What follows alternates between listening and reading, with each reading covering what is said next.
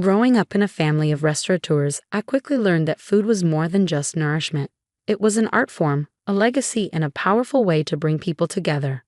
My grandmother's small noodle shop in Chinatown had sustained our family for 3 generations.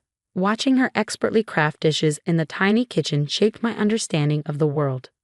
"Remember, May," she'd say, her hands skillfully folding dumplings. "Good food comes from the heart, not just the ingredients."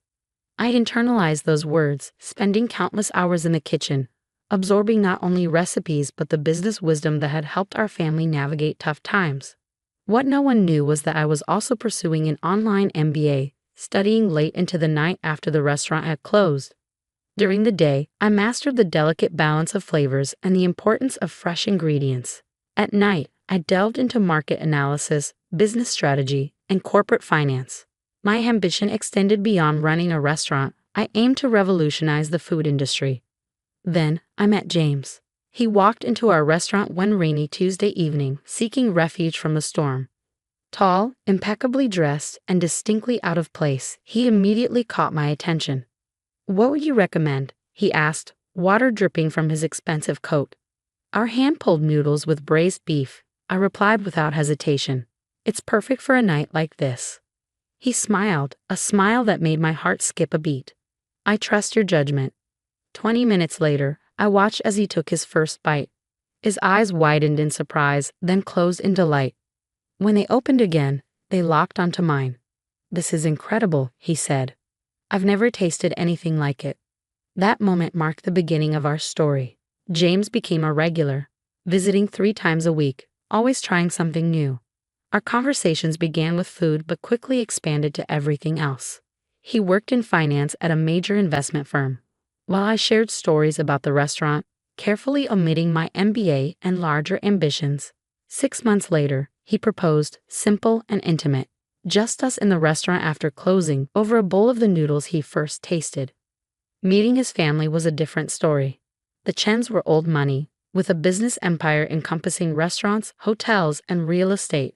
James's father, Richard Chen, was CEO of Chen Global Hospitality, one of Asia's largest luxury hotel and restaurant groups. His mother, Victoria, embodied old-world elegance, while his sister, Amanda, was the company's director of operations.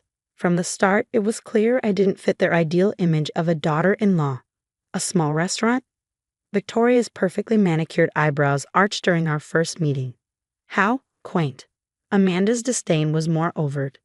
"James, you can't be serious. We're Chens. We own restaurant chains, not street food stalls."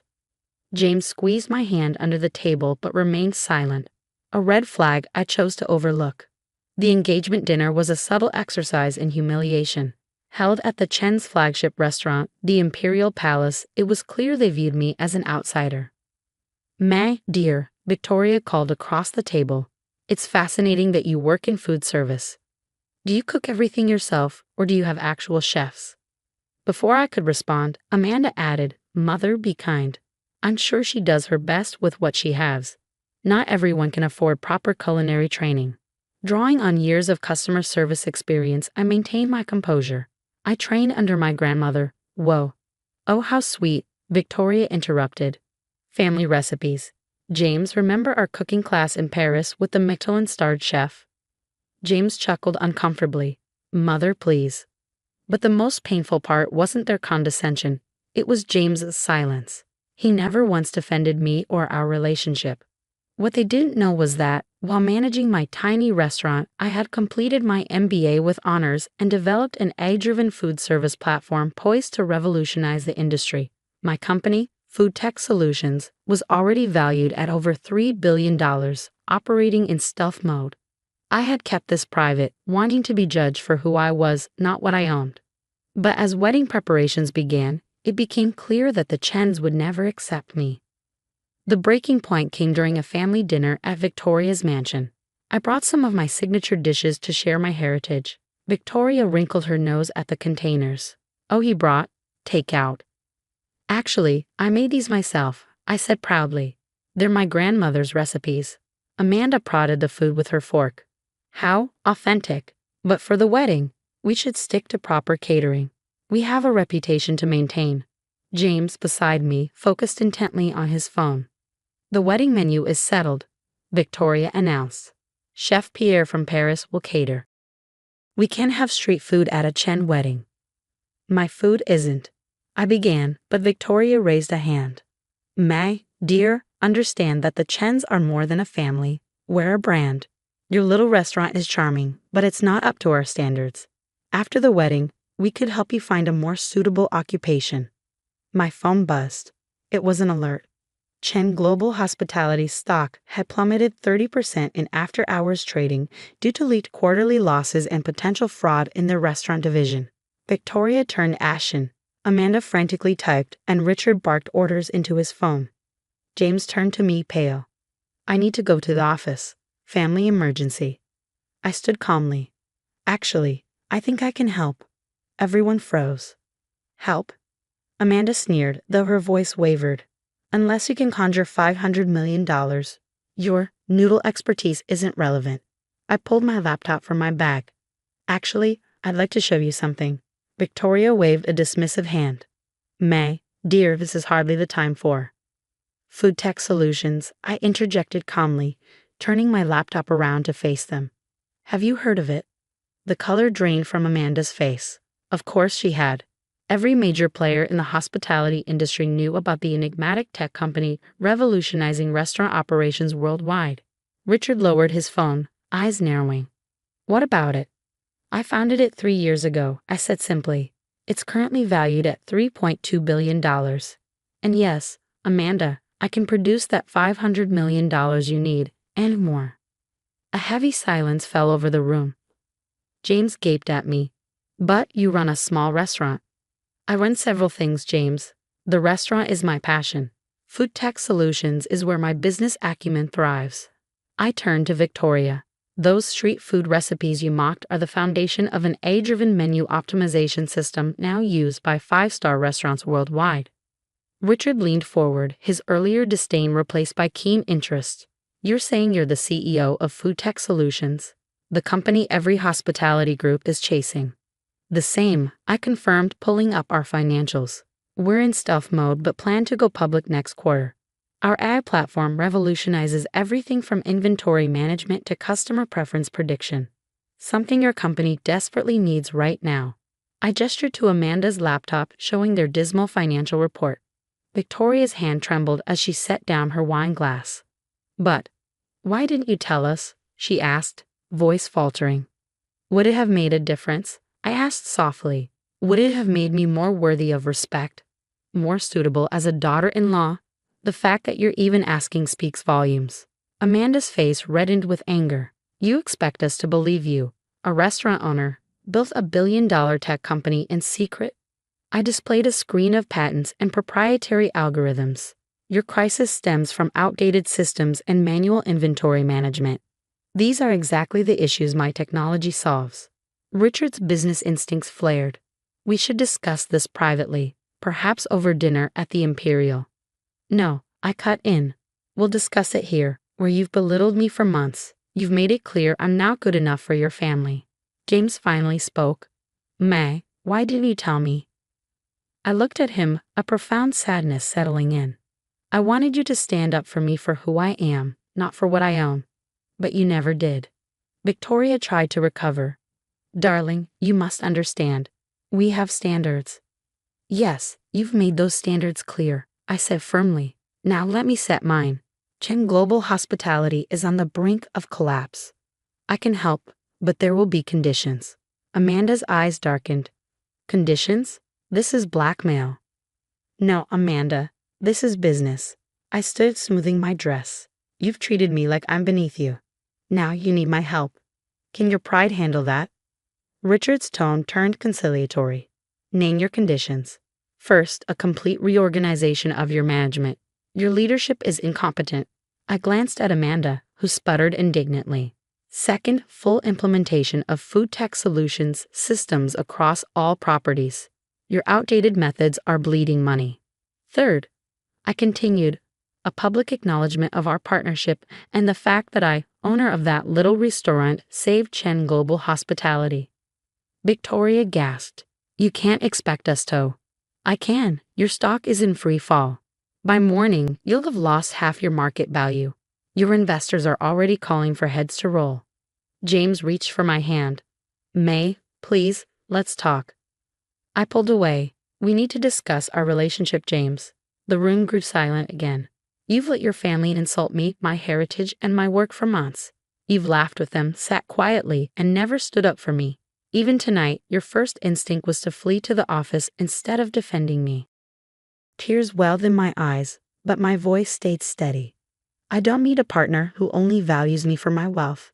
I need someone who would defend me when I had nothing. Victoria rose, her composure slipping.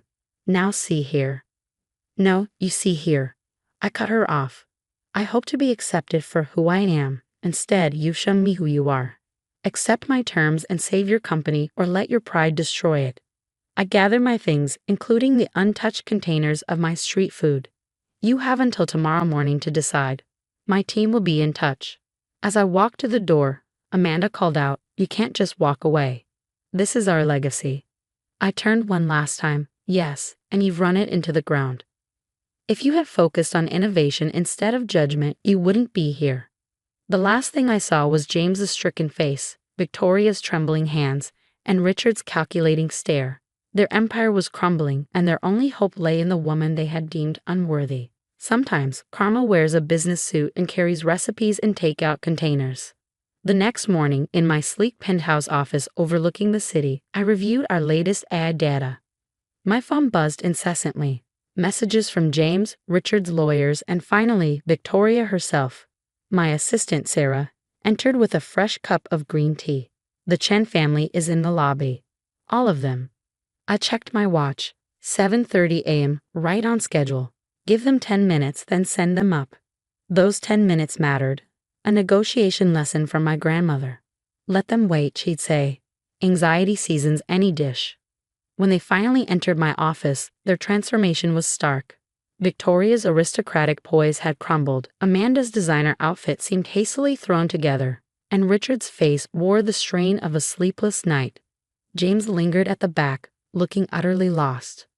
The paperwork is ready, I said without preamble, gesturing toward the documents on the conference table. Shall we begin? Richard stepped forward. Before we start, I want to say. Save it, I interrupted. This is a business meeting, nothing more. Your company is hemorrhaging value by the minute. Let's focus on that. For the next 2 hours, we methodically went through the terms. Food Tech Solutions would acquire a 40% stake in Chang Global Hospitality in exchange for emergency funding and the full implementation of our systems. Amanda would step down as Director of Operations, to be replaced by someone from my team. This is highway robbery, Amanda sputtered, but Richard silenced her with a glare. It's more than fair, I replied calmly. You're getting cutting-edge technology, immediate financial stability, and a partnership that will elevate your market value. In return, I gained partial ownership of a company in desperate need of modernization. Victoria, who had remained unusually quiet, finally spoke. And what about James? I met her gaze steadily. James is not part of this discussion. Business and personal matters should remain separate, something your family never seemed to grasp. James stepped forward. May, please. Can we talk privately? I considered for a moment before nodding. 5 minutes. The rest of you can review the documents with my legal team. In my private office, James paced nervously. Why didn't you tell me about any of this? Would it have changed anything? I asked. Would you have stood up to your family sooner? Defended my little restaurant against their constant criticism? I was trying to keep the peace. No, James. You were choosing the path of least resistance. Each time your family insulted me, my heritage, my work, you chose silence. That silence said everything. He ran his hands through his hair, frustrated. I love you, May. Isn't that enough? Love without respect isn't love, James. It's convenience. I stood up. Your family's company is in crisis because they refuse to adapt, to see value in different perspectives. You're not so different. Give me another chance, he pleaded. Now that I understand. That's the problem. I cut in. You only want another chance because now you know I'm wealthy and successful. But I'm the same person I was yesterday, running my little restaurant with pride. If you couldn't love and respect that person, you don't deserve to know this one. Back in the conference room, the documents were ready for signing. Richard's hand trembled slightly as he signed away 40% of his family's legacy. Victoria watched with tears in her eyes, while Amanda sat stiffly, barely containing her fury. As the papers were notarized, I made one final announcement. One more thing. My grandmother's restaurant, it's not for sale at any price. It will continue operating exactly as it has for 3 generations. But surely with your resources, Victoria began. That restaurant is my heritage, my heart. It's everything you looked down on, everything you mocked. And it will remain exactly as it is. A reminder that success doesn't always wear a designer label or come with a luxury brand name. Over the next 6 months, Chen Global Hospitality underwent a complete transformation. Our AI systems revolutionized their operations, cutting costs while improving service quality. Their stock not only recovered but soared to new heights. The press loved the story. A traditional family business saved by innovative technology from an unexpected source. James sent flowers, letters, even tried to visit the restaurant. I returned the flowers, left the letters unopened, and had security politely escort him out. Some bridges, once burned, should stay that way. 1 year later, I sat in my grandmother's kitchen, showing her the latest financial reports. Chen Global Hospitality had doubled in value, and Food Tech Solutions was now worth over $5 billion. "Ah, but how's the broth?" she asked, tasting the day's soup. I smiled, understanding her point. Success wasn't about the numbers, it was about staying true to yourself, your values, your heritage. The restaurant was packed as usual, with a line stretching around the block. Victoria had come by once, months ago, presumably to make amends. She waited in line like everyone else, ate quietly in a corner, and left a generous tip. She never returned, but the gesture was noted.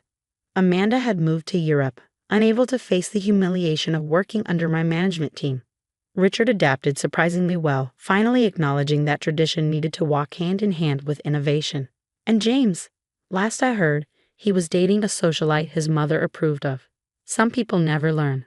As for me, I split my time between running a global tech company and making noodles in my grandmother's kitchen.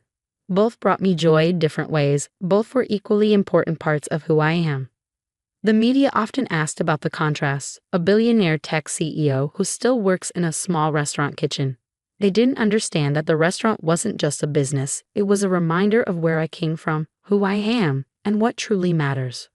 One evening, as I was closing up the restaurant, a young girl peeked into the kitchen. "Are you really the lady who owns all those big hotels now?" I smiled, handing her a freshly made dumpling. "No, sweetheart. I'm just the lady who makes really good noodles. Everything else is just business." The Chen family thought they were teaching me a lesson about status and worth. Instead, they learned a costly lesson about judgment and pride. Sometimes the most valuable things in life come in the simplest packages, and the most powerful people are those who don't need to prove their power. As my grandmother always said, good food comes from the heart, not just the ingredients. The same is true of success. It comes from integrity, not just assets. I still have the takeout containers from that last dinner at the Chen Mansion. They sit in my office as a reminder. Never let anyone shame you for who you are, and never compromise your values for those who can't see your worth. Sometimes, the best revenge isn't serving a cold dish, it's serving a perfectly prepared one. Seasoned with success, garnished with grace, and served with a side of karmic justice.